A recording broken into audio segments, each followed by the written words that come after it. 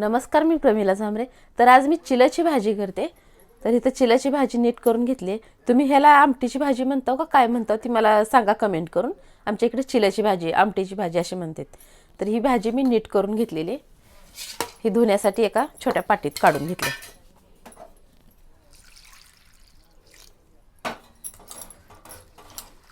तर ही शेतातून आणलेली भाजी आहे, कवळी आहे, छान आहे, मस्तपैकी आहे। इथं 2 पाण्याने स्वच्छ मी भाजी धुवून घेतलेली आहे। टमाटा पण धुवून चिरलेला आहे, ही पण ह्यात टाकून घेते।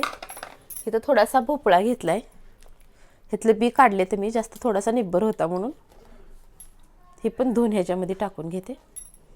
थोडीशी मुगाची डाळ घेतली, ती डाळ पण आपल्याला धुवून टाकायची आहे त्यात। तर मी भिजू घातलेली नाही, आता पाणी ओतून घेतलेलं आहे। पाणी घातलं ओतून,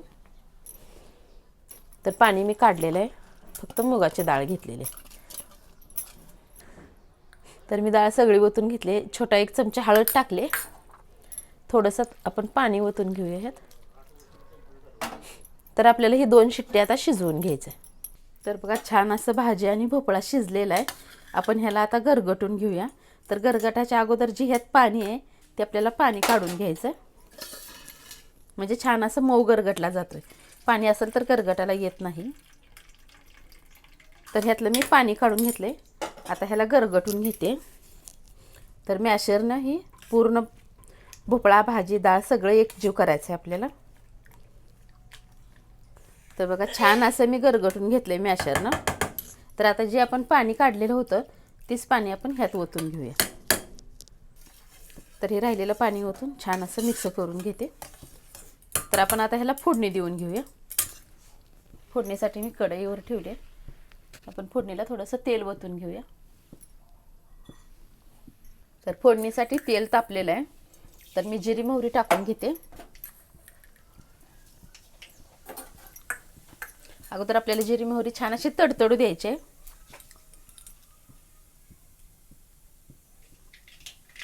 तर जिरी मोहरी छान अशी तडतडली, मी तर इथं लसूण आणि मिरची बारीक करून घेतलेली आहे, ही पण आपल्याला तेलात तळायची आहे।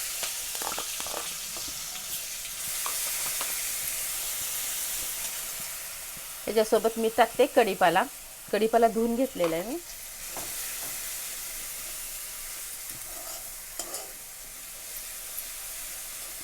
तर मिरची तेलात छान अशी तळायची आहे, अगोदर मी भाजलेली नाही।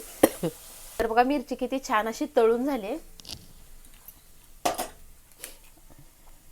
त्यात मी 1 अर्धा चमचा हळद टाकून घेतली, हळद छान अशी तेलात मिक्स करायची। थोडीशी टाकून घेते कोथिंबीर, कोथिंबीर पण तेलात छान अशी मिक्स करून घेतलेली आहे। आपण जी गरगटून घेतलेला आहे ती गरगट आता मी ह्यात ओतून घेते।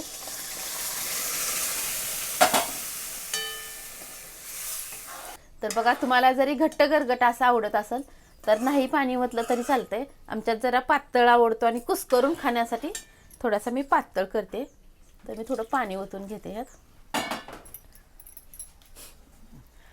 चवीनुसार टाकून घेते मीठ।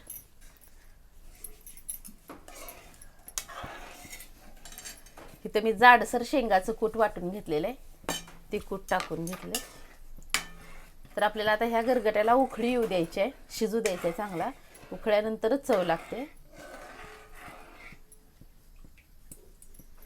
तर बघा कसा गरगटा शिजलाय, असा रटारटा शिजला, गरगट्याला उकळी आली की आपल्याला गॅस बंद करायचा आहे। तर छान असा मस्तपैकी आज चिल्याच्या भाजीचा मी गरगटा करून घेतलेला आहे। तर एका प्लेटमध्ये मी काढून घेते गरगटा। एका छोट्या प्लेटमध्ये मी थोडासा गरगटा साईडला काढून घेतलाय। तर तुम्हीही असा माझ्या पद्धतीने गरगटा करून बघा।